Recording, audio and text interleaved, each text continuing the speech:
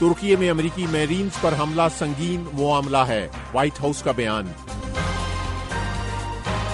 غزہ میں اسرائیلی فوج کے حملے، 35 فلسطینی ہلاک۔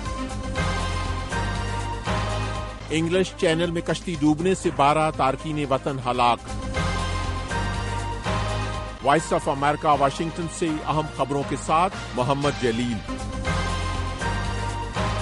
امریکہ نے کہا ہے کہ ترکی میں امریکی میرینز پر ہونے والا حملہ باعث تشویش ہے۔ پیر کو قوم پرست ترک نوجوانوں کے گروپ نے 2 امریکی میرینز پر حملہ کیا تھا۔ امریکی سفارتخانے نے مقامی گورنر کے دفتر کے حوالے سے بتایا تھا کہ اس واقعے میں ملوث 15 مبینہ حملہ آوروں کو گرفتار کیا گیا ہے۔ وائٹ ہاؤس کی ترجمان کریم یاپیا نے اس حملے کو سنگین معاملہ قرار دیتے ہوئے ترک پولیس کے اقدامات کو بھی سراہا ہے۔ انہوں نے کہا کہ قومی سلامتی کے مشیر جیک سالیون بھی اس معاملے پر بیان جاری کریں گے۔ وائٹ ہاؤس کی ترجمان کا کہنا تھا کہ امریکی میرینز اب محفوظ ہیں اور وہ امریکہ واپس آ چکے ہیں۔ یہ وائس آف امریکہ واشنگٹن ہے۔ اسرائیلی فورسز نے منگل کو غزہ میں فلسطینی عسکری تنظیم حماس کے خلاف مختلف کارروائیاں کی ہیں۔ فلسطینی حکام کا کہنا ہے کہ ان کارروائیوں میں 35 فلسطینی ہلاک ہوئے ہیں۔ یہ کارروائیاں ایک ایسے وقت میں ہوئی ہیں جب بچوں کو پولیو سے بچاؤ کے قطرے پلانے کے لیے لڑائی میں عارضی وقفہ کیا گیا تھا۔ فلسطینی حکام کے مطابق رفح میں 4 خواتین اور غزہ کے شمال میں واقع ایک اسپتال میں تقریباً 8 افراد ہلاک ہوئے ہیں۔ غزہ میں ایک گھر پر اسرائیلی فضائی حملے میں بھی 9 افراد ہلاک ہوئے ہیں۔ اسرائیلی فوج کا دعویٰ ہے کہ اس نے حملے میں حماس کے عسکریت پسندوں کو نشانہ بنایا ہے، جن میں 7 اکتوبر کو حملوں میں ملوث کمانڈر سمیت 8 مسلح افراد کو بھی ہلاک کیا گیا ہے۔ ادھر عالمی ادارے صحت کا کہنا ہے کہ غزہ میں لڑائی میں عارضی وقفے کے دوران 1,64,000 بچوں کو پولیو سے بچاؤ کے قطرے پلائے گئے ہیں۔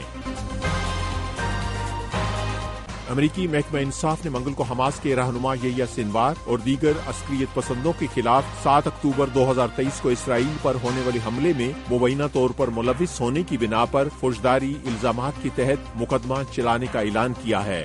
نیو یارک سٹی کی وفاقی عدالت میں فوجداری مقدمے کے لیے دائر درخواست میں ایک غیر ملکی دہشت گرد تنظیم کو مالی امداد فراہم کرنے کی سازش کے الزامات بھی شامل ہیں۔ اٹارنی جنرل نے ایک بیان میں کہا کہ آج جو الزامات عائد کیے گئے ہیں وہ حماس کی کارروائیوں کے ہر پہلو کا احاطہ کرنے کی کوششوں کا حصہ ہیں۔ ان کا کہنا تھا کہ یہ ہمارے آخری اقدامات نہیں ہوں گے۔ تہران میں اسماعیل ہانیہ کی ہلاکت کے بعد سنوار کو حماس کا سربراہ مقرر کیا گیا تھا۔ یحییٰ سنوار کا نام اسرائیل کو انتہائی مطلوب افراد کی فہرست میں بھی شامل ہے۔ خیال کیا جاتا ہے کہ وہ گزشتہ 11 ماہ سے غزہ میں روپوش ہیں اور یہ واضح نہیں ہے کہ ان کا بیرونی دنیا سے کتنا رابطہ ہے۔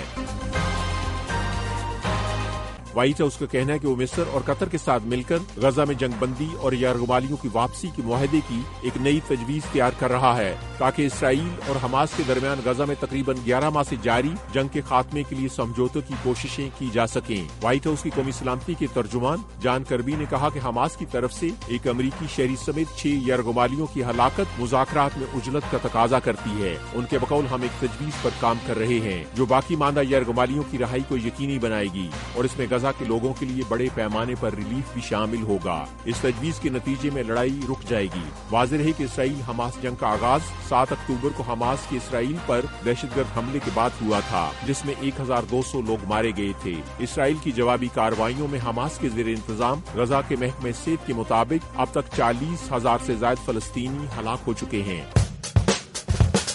یہ وائس آف امریکہ واشنگٹن ہے۔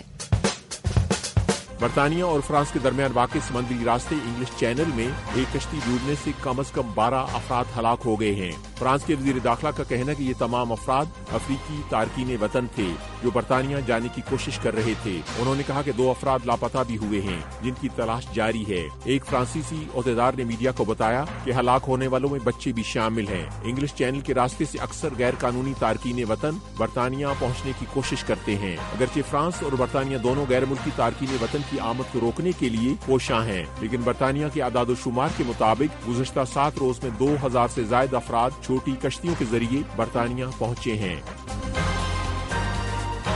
وائس آف امریکہ واشنگٹن کی اردو سروس سے خبروں کا یہ بلیٹن اب ختم ہوتا ہے۔ میں ہوں محمد جلیل اور ایڈیٹر تھے عدیل احمد۔